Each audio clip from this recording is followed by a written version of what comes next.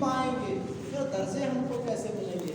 تو آقا فرماتے ہیں کہ ہماری سنت پر اگر آپ تو لوگ عمل کرو گے، جو آپ نے نبی فرماتے ہیں کہ جو ہماری باتوں پر عمل کرے گا، جو ہمارا دین ہے، جو ہماری شریعت ہے، اگر اس پہ وہ بندہ یا بندی عمل کر لے گا، اللہ رب کریم ان سے بھی بڑھ کے فضیلت عطا فرمائے گا۔ سبحان اللہ۔ اور آپ بارہا سنتے چلے آ رہے ہیں، ہمارے بستی کے اندر مدرسہ چلایا جا رہا ہے، آپ لوگوں کی محنتوں سے مسجد عروج پر پہنچی ہے، مدرسہ بھی انشاءاللہ آپ لوگوں کی محنت ہوگی کامیابی پر پہنچے گا انشاءاللہ۔ آئیے آپ کو میں وہ بات پھر دہرانا چاہتا ہوں جو میں کہہ چکا ہوں، بار بار کہہ چکا ہوں، پھر کہوں گا، آج ہمارے دلوں کے اندر مذہب اسلام کی محبت نہ رہی اور نہ مذہب اسلام کے بارے میں ہم نے سوچا کہ ہمارا فائدہ کتنا ہے۔ آقا علیہ السلام فرماتے ہیں کہ میری امت کے لوگ مسجد بنوائیں، غور کرنا یہاں، مسجد بنوائیں، مسجد میں حصہ لیں۔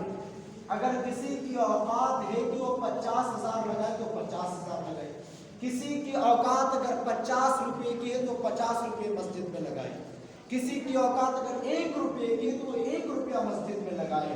اللہ کے رسول کیا فرماتے ہیں؟ جتنا اجر 1 روپے والے کو اللہ دے گا اتنا فضیلت تو بڑھ جائے گی 50,000 والے کی، مگر ثواب وہ برابر ہی کا پائے گا۔ اللہ کے رسول فرماتے ہیں کہ ہماری امت کے لوگ مسجد بن کے تیار ہوئی اور اس میں لوگ جمعہ پڑھنے کے لیے آئے۔ اللہ اللہ، کتنی پیاری حدیث ہے، لوگ جمعہ پڑھنے کے لیے آئے، مسجد بنوائی، ہماری بستی نے مسجد بنوائی، مسجد بن کے تیار ہوئی، لوگ جمعہ پڑھنے کے لیے یا دیگر اور بھی نمازیں پڑھنے کے لیے آئے۔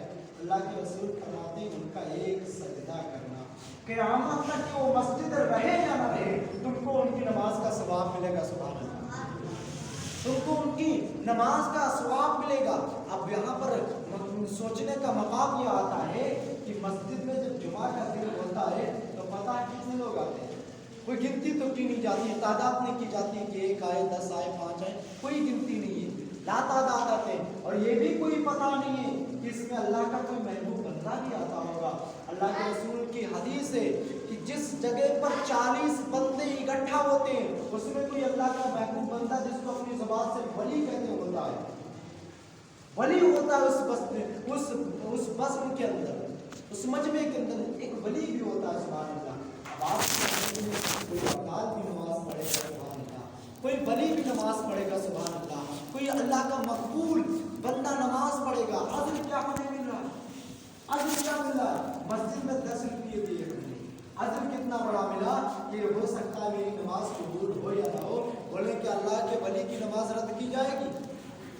اللہ نے زبان دی، بولے نہیں رد کی جائے گی اللہ کے ولی کی نماز۔ اب ثواب کتنا بڑا ہمیں ملا، 10 روپے مسجد میں ہم نے دیا، تعاون کیا، مسجد میں تعاون کر دیا، دے دیا، ہم نے 10 روپے دیے ہیں۔ کوئی اللہ کا محبوب بندہ آ کر کے نماز پڑھ لیتا ہے، اپنی نماز کا تو کوئی بھروسہ نہیں ہے، بلکہ سنی مسلمان گارنٹڈ کہہ سکتا ہے کہ اللہ کا ولی کوئی ہے، اگر اس نے نماز وہاں پر پڑھ لی ہے تو دنیا کی نماز رد کر دی جائے گی، اللہ کے ولی کی نماز رد نہ کی جائے گی۔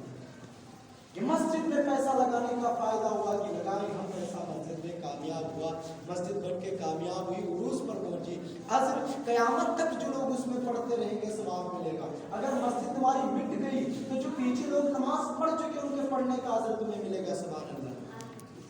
مسجد کی یہ بات، مسجد خدا کا گھر ہے، مدرسہ اللہ کے رسول کا گھر ہے، بولے سبحان اللہ۔ مدرسہ اللہ کے رسول کا گھر ہے، مسجد خدا کا گھر ہے۔ مدرسے کے بارے میں علماء فرماتے ہیں کہ آپ کے گاؤں کے اندر اگر مدرسہ چل رہا یا آپ کے گاؤں کے اندر نہ مدرسہ چل رہا ہو، دوسری جگہ چل رہا ہو، اور جو مدرسے میں بچے پڑھتے ہیں وہ اللہ کے رسول کے مہمان ہوتے ہیں۔ سبحان اللہ، وہ اللہ کے رسول کے مہمان ہوتے ہیں۔ اللہ کے رسول علیہ السلام کا گھر مدرسہ، اس میں پڑھنے والے بچے اللہ کے رسول کے مہمان۔